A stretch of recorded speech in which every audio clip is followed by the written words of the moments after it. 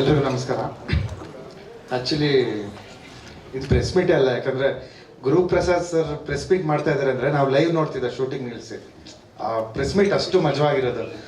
Guruprasad cinema ಬಿಡಿ, interview ನೋಡೋಕ್ಕೆ ನಮಗೆ ತುಂಬ ಖುಷಿಯಾಗೋದು. ಸೊ ಅವ್ರು ಇಲ್ಲದೆ ಅಂದರೆ ಇಮ್ಯಾಜಿನ್ ಮಾಡೋಕ್ಕೆ ಆಗಲ್ಲ.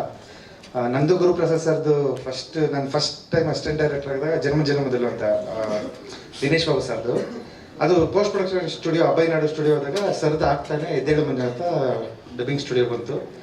ಸೊ ಡಬ್ಬಿಂಗ್ ಇಂಜಿನಿಯರ್ ಹೇಳಿದ್ರು ಬರೀ ಒಂದು ರೀಲ್ ನೋಡ್ದೋ, ಅವ್ರು 3 days ಬರೀ ಒಂದು ರೀಲ್ ನೋಡಿದ್ದಾರೆ ಅಷ್ಟೇ.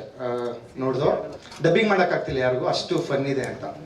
ಸೊ ನನಗೆ ನೋಡಬೇಕು, ಒಂದು ರೀಲ್ ಆದರೂ ನೋಡಬೇಕು ಅನಿಸ್ತು. ಅಷ್ಟರಲ್ಲಿ ನಮ್ಮದು ಜನ್ಮದ ಗೆಳತಿ ಶೂಟ್ ಶುರುವಾಯಿತು ದಿನೇಶ್ ಬಾಬು ಸರ್ದು. ನಾವು ಶೂಟ್ಗೆ ಹೋಗಿ ಮತ್ತೆ ಬಂದರು, ಇವ್ರ ದಿನ ಡಬ್ಬಿಂಗಲ್ಲೇ ಇತ್ತು. ಸೊ ಒಂದು ದಿವಸ ಧೈರ್ಯವಾಗಿ ಹೋಗಿ ಕೇಳಿದೆ ಗುರುಪ್ರಸಾದ್ ಸರ್ನ, ಸರ್ ಒಂದು ರೀಲ್ ನೋಡ್ತೀನಿ ನಾವು ಅಂತ. ಸರಿ ಎಷ್ಟು ಕ್ಲೋಸಾಗಿ ಕರ್ಕೊಂಡು ಹೋದ್ರು ಅಂದರೆ, ಸರಿ ಇವತ್ತು ಜಗ್ಗೆ ಸರ್ ಡಬ್ ಮಾಡ್ತಾರೆ, ನಾಳೆ ನೋಡೋಣ ಅಂದರು. ನಾಳೆ ಬೆಳಗ್ಗೆ ಬೇಗ ಹೋದೆ, ಸರ್ ಕರ್ಕೊಂಡು ಹೋದ್ರು, ಇಡೀ ಸಿನಿಮಾ ತೋರಿಸಿದ್ರು ನನಗೆ. ಸೊ ಸಖತ್ ಖುಷಿ ಆಯಿತು. ಅಂದರೆ ಸಿನಿಮಾ ನೋಡಿ ಮಠ ನೋಡೇ ನಾವೆಲ್ಲರೂ, ಅಂದರೆ ನಮ್ಗೆ ಇನ್ಸ್ಪಿರೇಷನ್. ನಾವೇನಾದರೂ ಬರಿತೀವಿ ಅಂದರೆ ಇವತ್ತು one of the reason Guruprasad sir ಕೂಡ. ಯಾಕಂದರೆ ಅವ್ರದ್ದು ಡೈಲಾಗ್ಸ್ ನೋಡಿ, ಓಕೆ ನಮ್ಮ ಡೈಲಾಗ್ಸ್ ಎಲ್ಲ ಸಿನಿಮಾ ಗೆಲ್ಸ್ಬೋದು ಅನ್ನೋ ಧೈರ್ಯ ಬಂದಿದ್ದು ನಮಗದು. ಅದಾದ್ಮೇಲೆ ನಾವು ಇನ್ನೊಂದು ಸ್ಕೂಲ್ ಮಾಸ್ಟರ್ ಅಂತ ಸಿನಿಮಾ ಮಾಡಿದ್ರು ವಿಷ್ಣುವರ್ಧನ್ ಸರ್, ದಿನೇಶ್ ಬಾಬು ಸರ್, ಅದಕ್ಕೂ ಹೋದು. ಆದರೂ ಸರ್ದಿನ ಸ್ಟುಡಿಯೋದಲ್ಲೇ ಇರ್ತಿತ್ತು ಸಿನಿಮಾ. ಸೊ ಹೋಗಿ ತುಂಬ ಜನಕ್ಕೆ ನಾನು ಹೇಳ್ತಿದ್ದೆ, ಯಾರನ್ನ ಅಸಿಸ್ಟೆಂಟ್ ಡೈರೆಕ್ಟರ್ ಆಗಬೇಕು ಅಂತ ಬರೆದವ್ರಿಗೆ ಅಭಯನಾಡು ಸ್ಟುಡಿಯೋ ಹೋಗಿ ಗುರುಪ್ರಸಾದ್ ಸರ್ ಇರ್ತಾರೆ, ಅವ್ರನ್ನ ಕೇಳಿ ಅವರೊಂದಷ್ಟು ಮಾತುಕತೆ. ಯಾಕಂದರೆ ಯಾರು ಬಂದರೂ ಗುರುಪ್ರಸಾದ್ ಸರ್ ಮಾತಾಡಿಸಿ ಒಂದಷ್ಟು ಚರ್ಚೆಗಳು ಮಾಡೋರು. ಸೊ ಅದು ತುಂಬ ಖುಷಿ ವಿಷಯ. ಮತ್ತು ಗುರುಪ್ರಸಾದ್ ಸರ್ ಇನ್ಸ್ಪಿರೇಷನ್. ತುಂಬ ಜನ ಅಸಿಸ್ಟೆಂಟ್ ಡೈರೆಕ್ಟರ್ಸ್ಗೆ ಅವರೆಲ್ಲ ಇನ್ಸ್ಪಿರೇಷನ್. ಯಾಕಂದರೆ 10/10 ರೂಮಲ್ಲಿ ಸಿನಿಮಾ ಮುಗಿಸ್ಬೋದು ತಾಕತ್ತು ಗುರುಪ್ರಸಾದ್ ಸರ್ಗೆ ಇದ್ದಿದ್ದು. ಮಿಕ್ಕಿದ್ದು ಯಾರಿಗೂ ಆ ಕೆಪಾಸಿಟಿ ನಾವು ನೋಡಿಲ್ಲ.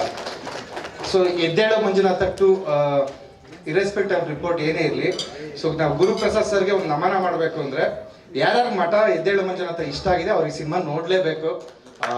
ಸೊ ಒಂದ್ಸಲ ಹೋಗಿ ಈ ಸಿನಿಮಾನ ನೋಡಿ ನೀವು ಗುರುಪ್ರಸಾದ್ ಸರ್ಗೆ ಒಂದು ನಮನ ಸಲ್ಲಿಸಲೇಬೇಕು ಅಂತ ನಾನು ಕೇಳ್ಕೊತೀನಿ.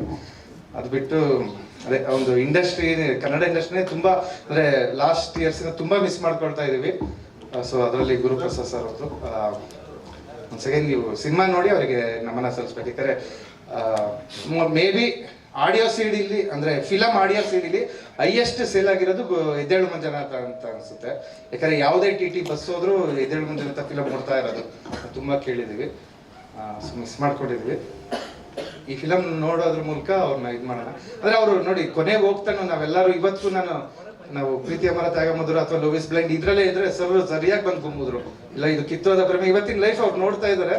ಸೊ ಏನು ಅಂತ ಸರಿ ಗೊತ್ತು, ಅದನ್ನ ಈ ಸಾಂಗ್ ಮೂಲಕ ಹೇಳಿದ್ರೆ. ಸೊ ಸಾಂಗ್ ನೋಡಿ, ಆ ಮೇಕಿಂಗ್ ನೋಡಿ, ಆಮೇಲೆ ಸರ್ದೊಂದು ಡೈಲಾಗ್ ಬಂತು ಅಂದರೆ, ಇನ್ನು ಬಾಳೆಹಣ್ಣಿಗೆ ಹೊಗೆ ಹಾಕಿದ್ಮೇಲೆ ಹಣ್ಣಾಗುತ್ತೆ, ಮನುಷ್ಯ ಹಣ್ಣಾದ್ಮೇಲೆ ಹೊಗೆ ಹಾಕ್ಸ್ಕೊಳ್ತಾನೆ ಅಂತ. ಸೊ ಅದೇ ಇರೋದನ್ನ ಲೈಫ್ನ ಹುಡುಕಿ ಬರೆಯೋದು ಗುರುಪ್ರಸಾದ್ ಸರ್. ನಾವು ಮಿಸ್ ಮಾಡ್ಕೊಂಡಿದ್ದೀವಿ, ಈ ಫಿಲಮಲ್ಲಿ ಕಂಡುಕೊಳ್ಳೋಣ ಅಂತ ಅನ್ಕೋತೀವಿ. ಆ ನಗು ಮುಖದಲ್ಲಿ ನಗು ಇರಬೇಕು ಅಂದರೆ ಈ ಸಿನಿಮಾನ ಗೆಲ್ಲಿಸ್ಬೇಕು ಕನ್ನಡದವರೆಲ್ಲ.